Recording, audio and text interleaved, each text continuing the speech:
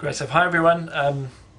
So thanks for your videos so far, and welcome to my hip and groin examination. This is Chris who's going to be helping me today. Thanks, Chris, for your help. Nice. If you can just stand straight there for me, that's great.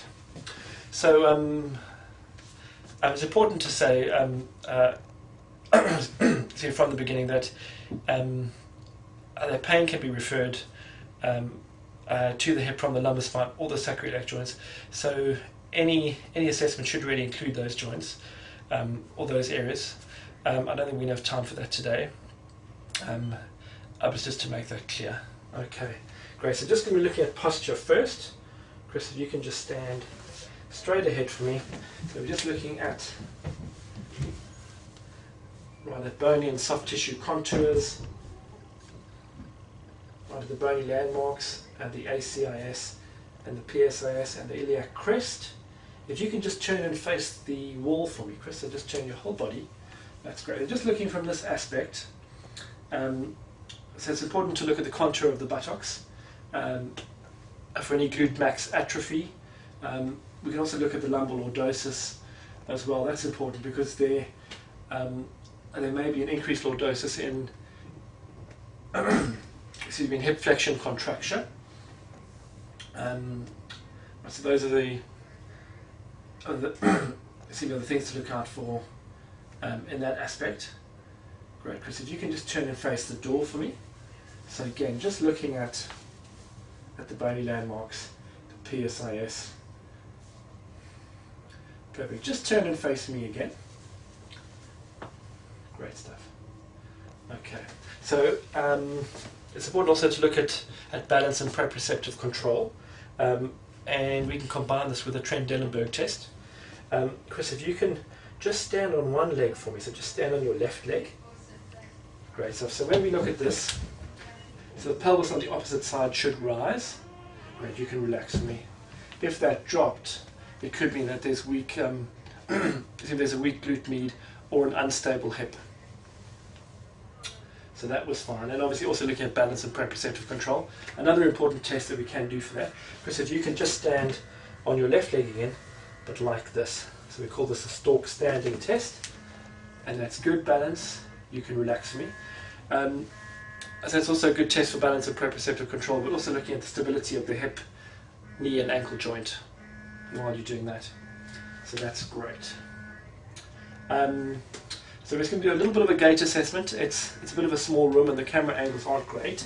But Chris, if you could just walk towards me. Perfect. Great, so if you just turn around and walk back for me. Okay, so obviously ideally we need to look at a slightly longer gait there. Great, if you can turn and face me again. So just looking at clues, you see on the affected side the stride length may be shorter. Just so the patient can take the weight off that leg quicker. We might see a little bit of knee flexion just to absorb the shock. Those are little clues we can look at with gait.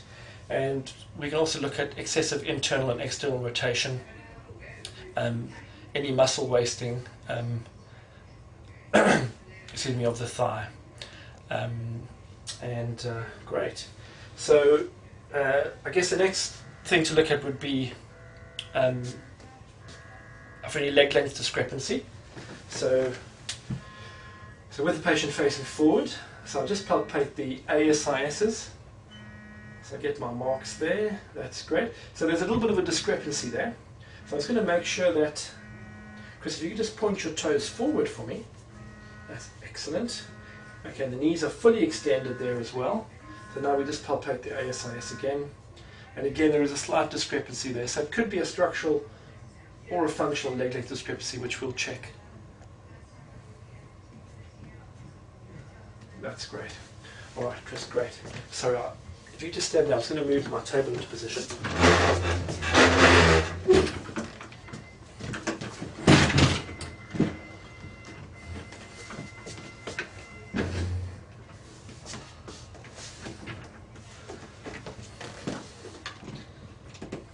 Great. Chris, if you could just lie on your back for me.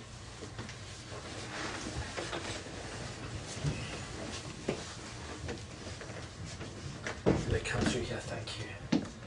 Okay, so when we look at great, just straighten the knees for me, that's perfect. So if we look at structural leg length discrepancy, so we need to make sure the pelvis is level. We need to make sure that the legs are in a comparable position relative to the pelvis on both sides. And the legs are about 15 to 20 centimeters apart, and that looks fine. So it looks as balanced as possible. And we measured from just distal to the ASIS all the way down to the lateral malleolus, and obviously on the other side. And anything up to 1.5 centimeters is considered in normal limits there. Great. Okay, so we move on to active movements now. Chris, if you just bend your knee and raise it as far as you can to the same shoulder. That's great stuff. That looks fine. Just bring it back there. You're going to turn your thigh in for me and then out. Okay, turn it in. Excellent. And out. That's brilliant. Internal, external rotation looks good. So we're just going to bring it down again. That's great. So just keep your knee straight for me, your leg straight, and I want you to bring your right leg away from the midline. That's brilliant. And back to the middle again. I'm just going to raise this leg now. Now if you can bring your leg across the midline. That's excellent. Good. So all those movements look full. Okay, no pain there? No. That's great. Okay, we'll do extension at the end when we get the patient lying prone. It's just for a little bit of flow of the assessment. So we'll do passive and active extension when we lying prone. That's great. So if there was any pain on those movements, I mean with active movements it's important to do the most painful movements last. But if there was any pain on those movements, then we could just look at passive movements and joint play. So passive flexion, then we just feel a little bit of tissue resistance there and stretch. And bring back to 90 degrees of hip flexion. Great. Internal rotation, external rotation. And bring it down again. Okay, that's great. I'm just going to check adduction and abduction. That's great, and that all feels fine. Okay, and then the third movement testing is obviously resisted isometrics. Chris, I'm going to move your hip into certain positions. I just want you to resist me when I say resist, okay? Yeah. Okay, so just resist me now. That's hip flexion, great. And resist me now. That's hip extension. Just going to bring it up there. Okay, resist me now. That's external rotation. And resist me now. That's internal rotation. Great stuff. And resist me now. That's knee extension. And resist me now. And that's knee flexion. And just bring the leg straighter here. And just resist me now. So adduction. And resist me again. And adduction. That's great, you can relax. Yeah. Okay. Again, we'll do. Sorry, no. We did test extension there, but we'll do passive and active extension when we get the patient lying prone. So yeah, that's good. Now, when we look at the groin specifically, I mean this can be combined with the movements, but I just thought I'd separate it slightly. Just look a little bit more at the groin. So we can test passive adduction stretch. So we abduct the hip, and again we're just looking for any tightness or the presence of pain in the groin. Is that okay? That's fine. Great stuff. And we can also test adduction strength in the outer ranges. Okay, Chris, just push against my hand for me. So just testing adduction strength. Is that okay? That's fine. Okay, so just looking. Okay, you can relax. Again, just looking for any weakness or the presence of pain there in the groin. And Chris, if you could move just slightly over to your left side, just so I can get this leg down. I'm going to bend this knee slightly. So we're looking at hip extension, so we're looking at hip flexion stretch here. Again, just looking at the deep hip flexors. So we're just stretching the hip flexors, and again looking for any tightness or pain. Is that okay? Yeah, that's fine. And I'm just going to ask him to push up, so we're going to test hip flexion strength in the outer ranges, and again looking for any weakness or the presence of pain. Is that okay? That's fine. You can relax for me. That's fine. Okay. And we can also palpate the proximal attachment of the adductors here for any tenderness or pain.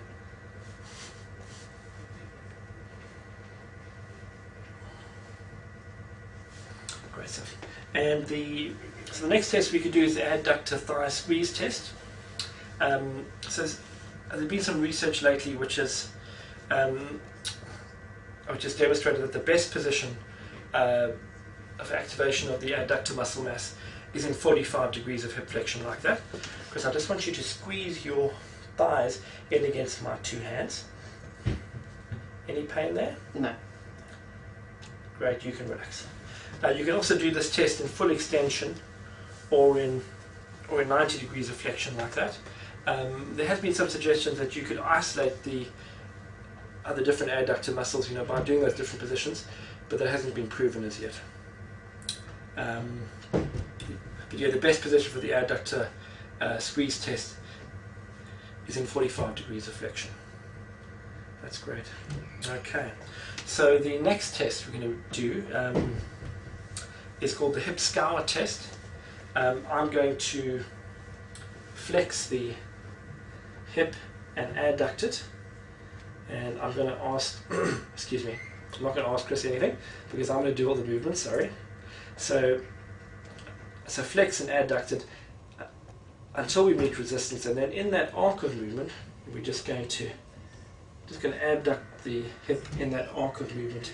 Any pain there? No. Looking for any irregularity in the movement or any pain or apprehension. Okay. It just gives us a good idea of where the pathology in the hip joint is. So again, up, flex and adduct it and bring it across in that arc of movement. So this jams the femoral neck up against the acetabulum, and it could also indicate involvement of the adductor longus, pectineus, and the iliopsoas. I'm going to relax that leg down there. So we'll check our camera angle, while we're here.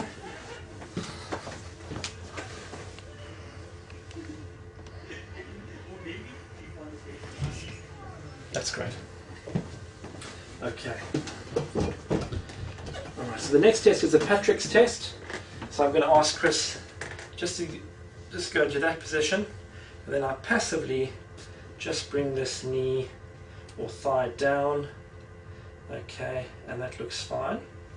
If the knee remains above the opposite leg, it could indicate a problem in the sacroiliac joints, or psoas muscle spasm, or perhaps in the hip joint as well.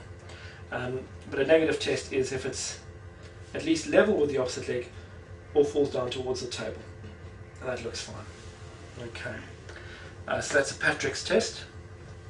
The next test is the anterior labral tear test. So we go full flexion, external rotation, and abduction. So this is our starting point, and then we adduct, internally rotate, and extend the hip. And we're looking again for pain or apprehension with or without the presence of a click. And this puts the greatest amount of strain on the anterior labrum. So it could indicate anterior superior impingement, anterior labral tear, or iliopsoas tendonitis. That's great. So the next test is the 90-90 straight leg raise. Just bring the thighs to 90 degrees, in other words, so your hips to 90 degrees like that. You can put your hands behind your knees if you like. That's it. Right, just to make it a bit more comfortable for you. Just raise this leg for me as straight as you can. So looking at hamstring, that's fine. Okay, so that's about on the borderline there. Anything within 20 degrees of foot extension is considered normal. Just bring it down. Just do the same on the other side for me. So that's a bit better on that side. But yeah, just looking at hamstring hypertonicity. Also, obviously, if you've got lumbar nerve root involvement, this this test could be positive and it cause inhibition due to pain as well. So that's just something to be aware of there. That's great. You can relax for me. Okay. So the next test is the Noble compression test.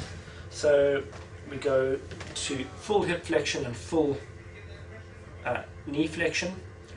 We palpate just proximal to the lateral femoral condyle, right over the IT band, and while applying pressure there, we just extend, often at about 30 degrees of flexion. In other words, around there's a sharp pain, which the patient